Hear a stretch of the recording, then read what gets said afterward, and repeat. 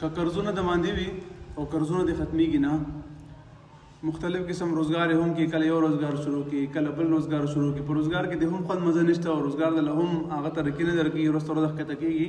داسې عمل درته ښیم انشاءالله چې الله جل جلاله به سره رزق فراخه کړي او رزق چې فراخه شي مال به سره ضرور فراخه کېږي او روزګار کې به هم برکت شي. الله تعالی به روزګار په ترقۍ باندې روان کړي.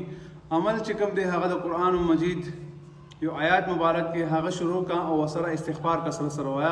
کم انسان استغفار دی وي الله جل جلاله دغه انسان ګناهونه معاف کوي، دغه انسان رزق فراخه کیږي، دغه انسان باندې الله جل جلاله هغه بارونه وري، دغه انسان ته الله تعالی اولاد ورکوي. نو استغفار سره الله جل جلاله د انسانانو ډېرې مشکلات او ډېرې پریشانۍ حل کیږي. نو یو استغفار کسره سره شروع کی، کم از کم ورځ کې 1000 بار استغفار وایا. استغفر الله ربي من كل ذنب واتوب الیه. ورځ کې کم از کم 1000 الله وایا.